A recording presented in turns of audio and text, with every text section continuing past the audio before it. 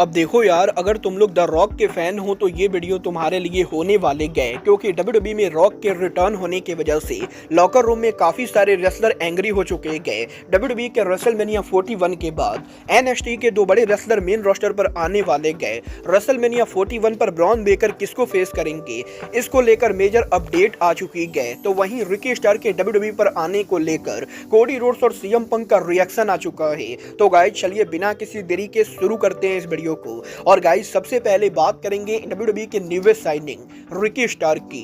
AEW के farmer superstar Ricky star के 3 हफ्ते पहले डब्ल्यूडब्ल्यूई के एनएक्सटी पर डेब्यू करने के बाद आज यहां पर डब्ल्यूडब्ल्यूई के एनएक्सटी के वीकली टेलीविजन के ऊपर हमें यहां पर Ricky Starr AKA Ricky Saint का इन रिंग डेब्यू देखने को मिला। जहां पर रिकी स्टार शो के मेन इवेंट के ऊपर डब्ल्यूडब्ल्यूई के अंदर उनके इन रिंग डेब्यू में टैग मैच में विक्ट्री हासिल करते गए। और आज यहां पर जब रिकी स्टार शो पर रेसल कर रहे थे तो कमेंट्री टेबल के ऊपर डब्ल्यूडब्ल्यूई की कमेंट्री टीम यहां पर कोडी रोड्स और सीएम पंक के रिएक्शन को लेकर बात करती गए। जहां पर डब्ल्यूडब्ल्यूई एनएक्सटी की कमेंट्री टेबल के द्वारा कोडी रोड्स के रिएक्शन को लेकर बात किया जाता है और एनएक्सटी की कमेंट्री टीम ये रिवील करती गई कि कोडी रोड्स यहां पर रिकी स्टार को एनएक्सटी में देखकर काफी हैप्पी गए। और कोडी रोड्स का ये कहना है कि Ricky star possibly wrestling business के अंदर कोडी रोड्स के one of the most trusted people में से एक है और रेसलिंग बिजनेस के अंदर पॉसिबली रिकी स्टार अब यहां पर कोडी रोड्स के ओनली रियल फ्रेंड बचे गए। और कोडी रोड्स ये बिलीव करते गए कि रिकी स्टार रेसलिंग बिजनेस के one of the most God gifted wrestler है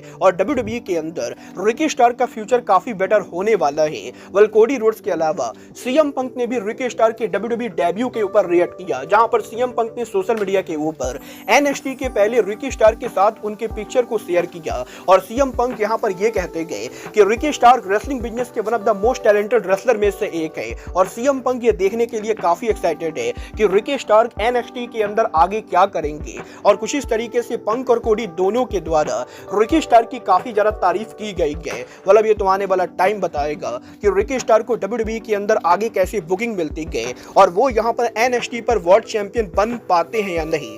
बट गाइज बात करें अगर यहाँ पर एनएक्सटी की तो गाइज ये बात तो हम सभी लोगों को मालूम है, हर साल डब्ल्यूडब्ल्यूई के रेसलमेनिया के बाद एनएक्सटी के काफी सारे रेसलर्स को मेन रोस्टर पर लाया जाता है। और इस साल भी डब्ल्यूडब्ल्यूई के रेसलमेनिया के बाद एनएक्सटी के दो बड़े नाम को मेन रोस्टर पर लाया जाने वाला है, जो और कोई नहीं बल्कि डब्ल्यूडब्ल्यूई के current NXT tag team champion फ्लेक्सी सोम है। गाइज ये बात तो हम सभी लोगों को मालूम है, करंटली यहां पर WWE NXT tag team champion Axiom और नेथन फ्रेजर है। और गाइज डब्ल्यूडब्ल्यूई के रोड ब्लॉक के ऊपर एक्सिजोम और नेथन फ्रेजर हार्डी बॉयज को ड्रीम मैच में फेस करेंगे। बट अब यहां पर इस चीज को लेकर रिपोर्ट आ रही है कि रेसलमेनिया 41 के बाद एनएक्सटी के करंट टैग टीम चैंपियंस को मेन रोस्टर पर लाया जाने वाला है, जिसका मतलब ये बिल्कुल ही क्लियर है कि पॉसिबली रेसलमेनिया 41 से पहले ये दोनों एनएक्सटी का टैग टीम चैंपियनशिप हारने वाले गए और इसके बाद यहां पर ये मेन रोस्टर के ऊपर एक्टिवली काम करेंगे।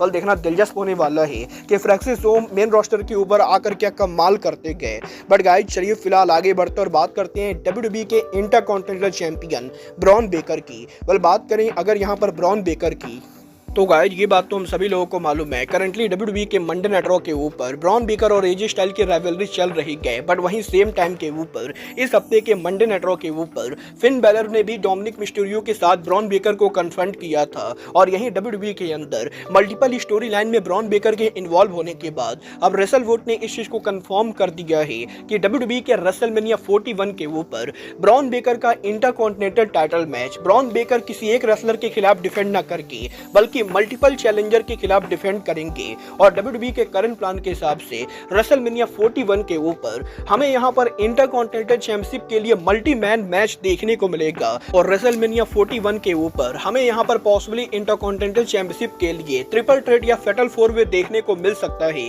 जिसके अंदर फिन बैलर एजे स्टाइल सहित कुछ और बड़े नाम शामिल होने वाले गए। मतलब ये तो आने वाला टाइम बताएगा कि रेसलमेनिया पर Bron Breakker exactly title defence किसके खिलाफ करते गए। बट गाइस चलिए फिलहाल आगे बढ़ते और बात करते हैं डब्ल्यूडब्ल्यूई सुपरस्टार सैमी जेन की। गाइस बात करें अगर यहां पर सैमी जेन की तो गाइस इस हफ्ते सैमी जेन के लेटेस्ट इंटरव्यू के ऊपर सैमी जेन ने डब्ल्यूडब्ल्यूई पर उनके कॉन्ट्रैक्ट को लेकर बात की। यहां पर सैमी जेन से जब ये पूछा गया कि डब्ल्यूडब्ल्यूई के अंदर उनका कॉन्ट्रैक्ट जल्द एक्सपायर होने वाला है और क्या यहां पर सैमी जेन डब्ल्यूडब्ल्यूई के अंदर न्यू कॉन्ट्रैक्ट साइन करने का प्लान कर रहे गए, तो सैमी जेन जवाब देकर ये कहते गए कि वो यहां पर इंटरव्यूज के अंदर उनके कॉन्ट्रैक्ट को लेकर किसी तरह की कोई भी बात नहीं करना बोलना चाहेंगे, बट डेफिनेटली सैमी जिन ये बोलना चाहेंगे कि वो WWE कंपनी के अंदर काफी ज्यादा हैप्पी गए और वो यहाँ पर फिलहाल तो WWE के बाहर जाने का सोच भी नहीं रहे गए और इसीलिए WWE के अंदर वो यहाँ पर आने वाले लंबे से लंबे टाइम तक काम करना चाहते गए। वेल गाइस, सैमी जिन ने इनडायरेक्टली इंटरव्यू में ये क्लियर कर दिया है कि वो यहाँ पर WWE को लीव करने का बिल्कुल भी प्लान नहीं कर रहे गए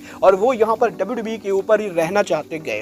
वेल गाइस, ये तो बात है WWE सुपरस्टार सैमी जिन की। बट गाइस, चलिए फिलहाल आगे बढ़ते और बात करते हैं WWE के biggest superstar Dwayne the Rock Johnson की। वेल गाइस, ये बात तो हम सभी लोगों को मालूम है, WWE के इस हफ्ते स्मैकडाउन पर रॉक के रिटर्न होने की वजह से शो के ऊपर काफी सारे चेंजेस हुए थे और WWE के स्मैकडाउन के ऊपर द रॉक के अपीयरेंस की वजह से WWE को काफी सारे सेगमेंट्स को कैंसिल करने पड़े थे। जहां पर ओरिजिनली WWE के स्मैकडाउन के ऊपर कोडी रोड्स ब्रॉन स्ट्रोमैन यहां पर टैग मैच में रसल करने वाले थे, तो वहीं वुमेन डिवीजन से भी एक मैच होने वाला था। बट लास्ट मिनट पर रॉक के शो पर अपीयरेंस की वजह से इन दोनों सेगमेंट और मैचेस को कैंसिल कर दिया गया और अब यहां पर WWE के मैचेस और सेगमेंट को कैंसिल करने की वजह से WWE के लॉकर रूम के अंदर कुछ रेसलर्स यहां पर काफी ज्यादा एंग्री गए और WWE के लॉकर रूम के अंदर काफी सारे रेसलर्स इस चीज को लेकर फ्रस्ट्रेटेड है कि लास्ट मिनट के ऊपर WWE द रॉक की वजह से उनके मैचेस और सेगमेंट को कैंसिल कर रहे गए। और वैसे तो द रॉक यहां पर WWE के बोर्ड ऑफ डायरेक्टर्स के मेंबर है और वो यहां पर अपनी मनमानी कर सकते गए,